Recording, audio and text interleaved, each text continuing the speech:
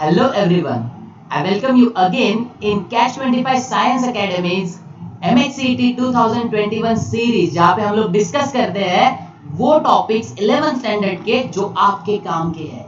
और ये इस सेशन का सेकेंड वीडियो है, तो अगर आपने पहला वीडियो नहीं देखा तो आपको ऊपर लिंक मिलेगा जिसके ऊपर आपको क्लिक करना है। Myself Tushar Mondkar, let's continue with the gravitation.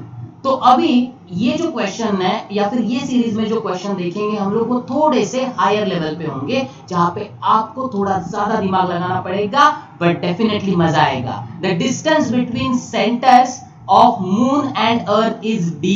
तो समझो हम लोगों ने यहाँ पे मून कंसीडर किया है जिसका मास है m1, एंड यहाँ पे somewhere over here I have considered earth जिसका मास है m2, और दोनों के सेंटर टू सेंटर डिस्टेंस कितना दिया है हम लोगों को?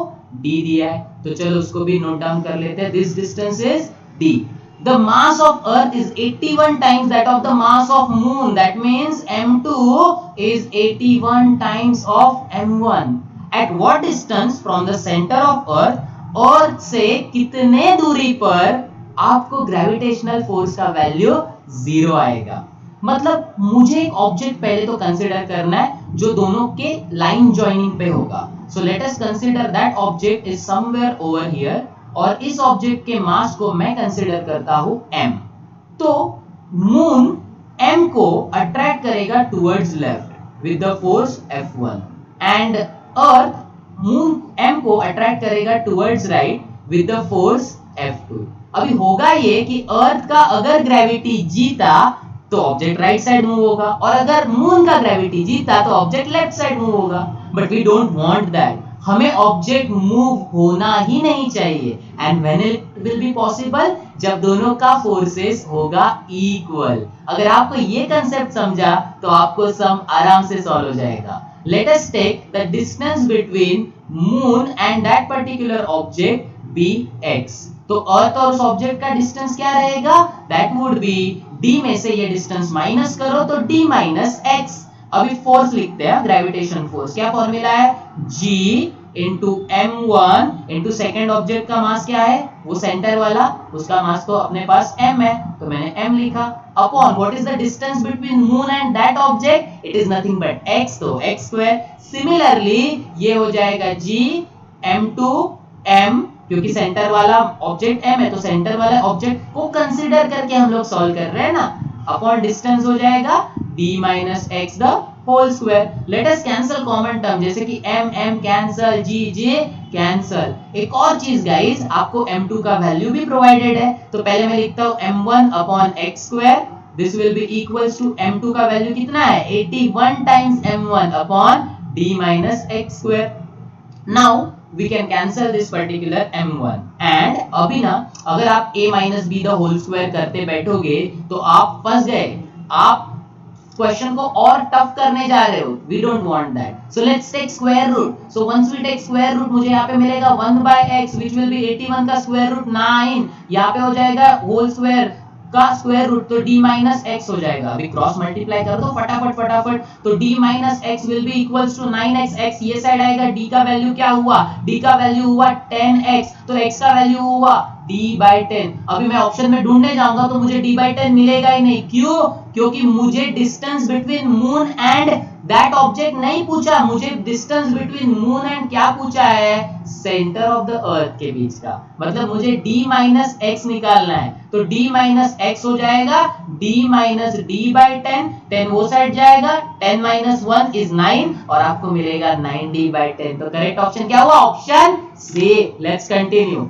Two spheres of masses m and m minus m are prepared from sphere of mass m। तो अपने पास क्या था? एक बड़ा सा ऑब्जेक्ट था जिसका मास था m। इसके हम लोगों ने दो टुकड़े कर दिए, टुकड़े, और टुकड़े में से एक का मास था स्मॉल m, और अगर स्मॉल m चला गया तो दूसरे बचे वाले का मास तो बड़े में से ये छोटा माइनस करने के बाद जो मिलेगा वही मिलेगा, तो m upon m minus 1। But to be honest ये जस्ट कंफ्यूजन के लिए, इसकी आपको आगे जरूरत नहीं पड़ने वाली है। अभी होता क्या है? They are kept at a distance x, मतलब मैंने मेरे ऑब्जेक्ट m को और दूसरा वाला ऑब्जेक्ट क्या बोलेंगे? m माइनस m को एक certain distance, centre to centre में जो भी डिस्टेंस होता है, कितने डिस्टेंस पे रखा है? x डिस्टेंस जितना।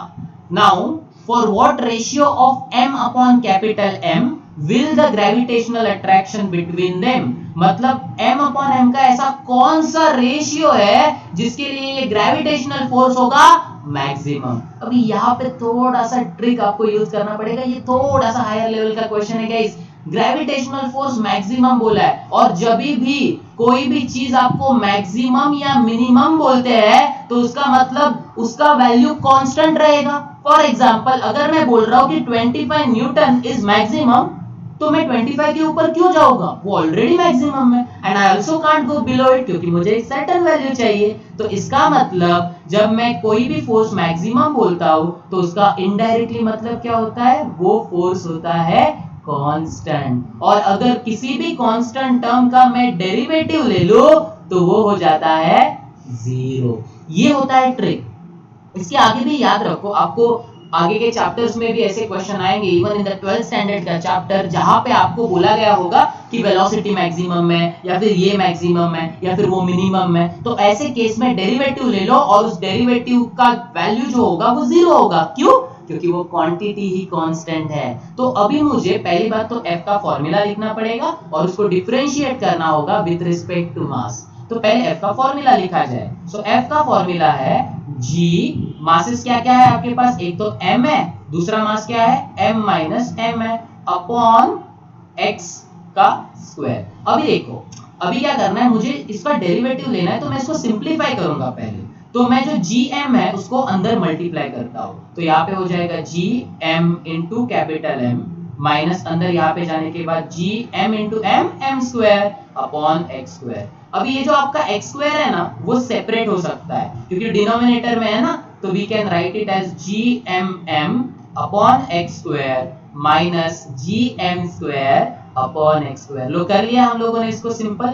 अभी आगे क्या करना है, अभी मुझे इसका डेरिवेटिव लेना है। तो डेरिवेटिव लेते वक्त मैं क्या करूंगा, मैं पहली बात तो इसको ऐसे लिखूंगा df अपॉन dm। आपके लिए, सिर्फ आपके लिए मैं इसको स्लो करके बता रहा हूं, ध्यान दीजिए। सो d बाई dm हो गया, फिर f का वैल्यू क्या लिखोगे यहाँ पे, gmm upon x square minus gm square upon x square. तो ये जो डेरिवेटिव है ना, वो डेरिवेटिव अंदर मल्टीप्लाई हो जाएगा और हर एक टर्म का इंडिविजुअल डेरिवेटिव आएगा। तो आप क्या करोगे, यहाँ पे आप इसको अंदर मल्टीप्लाई करोगे तो आपको मिलेगा d by dm of gmm upon x square minus d by dm upon gm square upon x square. अभी जो पहला टर्म है उसमें कांस्टेंट टर्म कौन सा है, तो उसमें कांस्टेंट टर्म है, अच्छा लेफ्ट हैंड साइड जीरो है, डोंट फॉरगेट दैट। तो उसमें कांस्टेंट टर्म है g एंड कैपिटल M, साथ ही साथ x का वैल्यू भी चेंज नहीं हो रहा है, तो वो टर्म्स बाहर आएंगे। तो आपको ऊपर देखो यहाँ पे क्या मिलेगा, you will get something like this,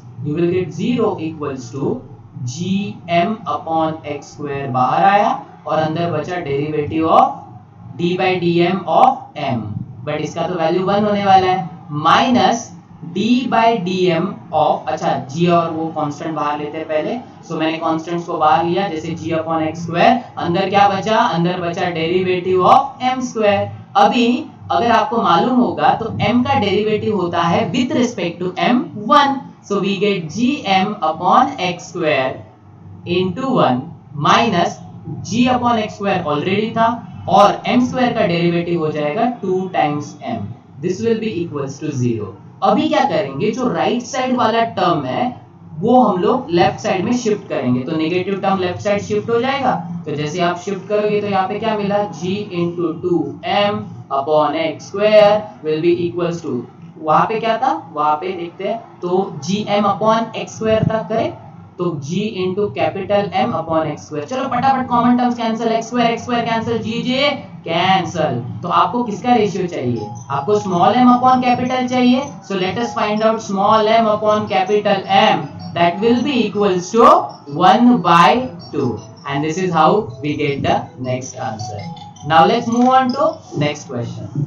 Suppose the gravitational force between two bodies separated by a distance r becomes inversely proportional to r and not as 1 upon r square. तो वो क्या बोलना चाहते हैं, शॉर्टकट में बताता हूँ। वो बोल रहे हैं कि आपका ग्रेविटेशनल फोर्स का इक्वेशन क्या होता है normally, g m1 m2 upon r square, but वो बोल रहे हैं कि instead of considering it as inversely proportional to r square, आप ना उसको इनवर्सली प्रोपोर्शनल टू, आप ना उसको इनवर्सली प्रोपोर्शनल टू आर ले लो, तो ये क्या हो गया Gm1m2 अपॉन आर। अभी ये तो ठीक है, ये आपको समझ गया। तो आपका नया रूल है, ये वाला ओल्ड वाला उसको हटा दो, भगा दो, इसको नहीं चाहिए अपने को, नया वाला फॉलो करेंगे क्योंकि क्वेश्चन ने बोला है, तभी तो आपको मार्क्स आएंगे ना, क्वेश्चन का सुनोगे तो। Even though it is not true, मतलब ये थोड़ी ना सच है, ऊपर वाला सच है, बट आपको कंसीडर करना पड़ेगा। Then the orbital speed of the particle moving in a circular orbit of radius r, तो orbital speed कितना होगा वो पूछा है आपको। अब इसको कैसे सॉल्व करोगे रे? तो एक कंसेप्ट आपको मालूम होना चाहिए, जब भी ऑर्बिटल स्पीड की बात आती है तो समझो ये अर्थ है, तो अर्थ के अराउंड ऑब्जेक्ट जो है ना, ऑब्जेक्ट वो सर्कल में घूमेगा। कैसे घूमेगा? सर्कुलर ऑर्बिट में घूमेगा। और उसके रिलेटेड जो वेलोसिटी होती है उसको हम लोग बोलते हैं क्रिटिकल वेलोसिटी या फिर orbital velocity. Okay, we will study more about this particular velocity in coming sessions, don't worry about it. But अभी यहाँ पे थोड़ा ध्यान देके समझो कि जब भी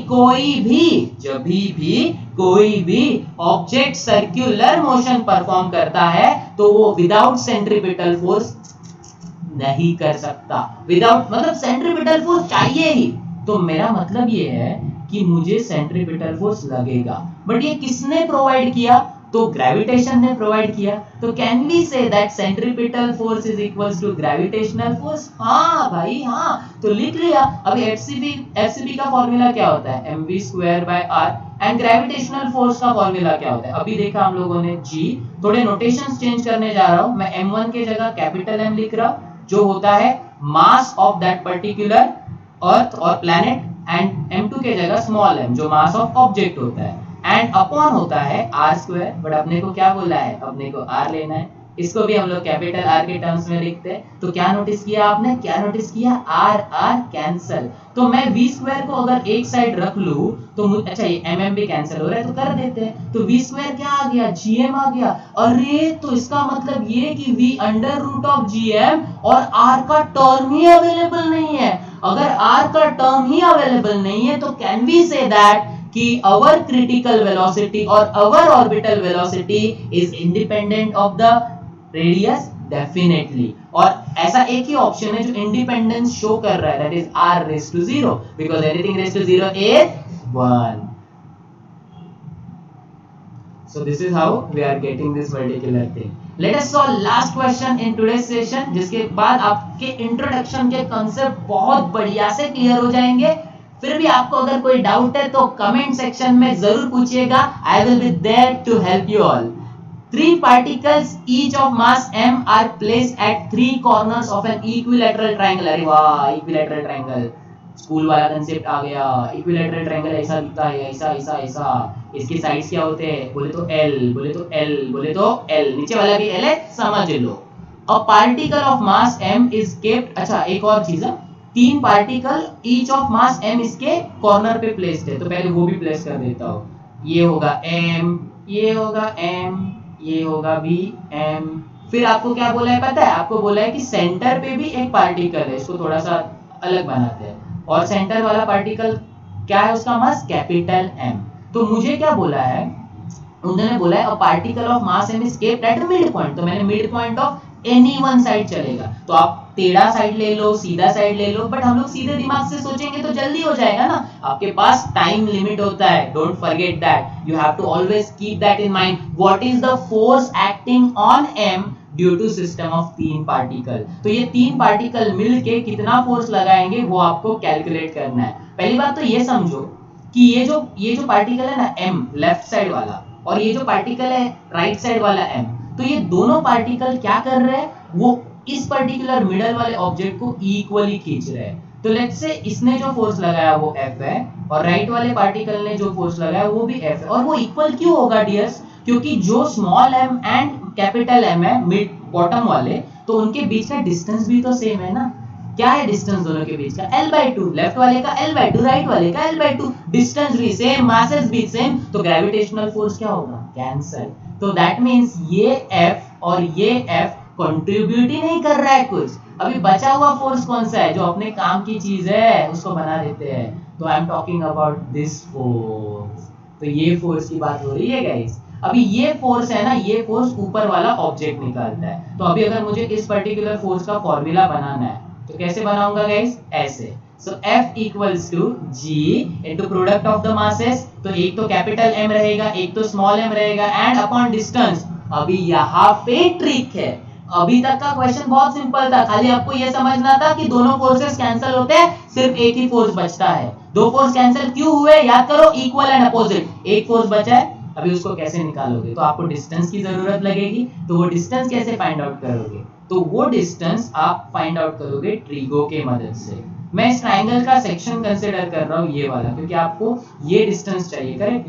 you need this distance and this is nothing but height of the triangle, है ना। तो यहाँ पे एज है L का और ये हो जाएगा L/2। मैं आपको इसको शॉर्ट में सॉल्व करके बताता हूँ, बट एट द एंड आपको मैं एंड में ट्रिक भी बताऊंगा कि मुझे कैसे समझा कि ये एग्जैक्टली H कितना होगा। मतलब एक शॉर्टकट फॉर्मूला है। तो ये h² पहले तो बना दिया आपने। We will be using Pythagoras theorem. So as per Pythagoras theorem, L² will be equals to h² plus L/2 the whole square. तो h² हो गया, यहाँ पे क्या हो गया, L²/4 हो गया, और लेफ्ट हैंड साइड पे क्या है, L² है। तो मुझे h² चाहिए, तो मैं h² को एक तरफ रखता हूँ, एंड वो बाकी वाला जो L²/4 है उसको लेफ्ट साइड शिफ्ट किया, 4 इधर मल्टीप्लाई हो गया। So this will B 4L² minus L² that is 3L²/4। ये हो गया h²।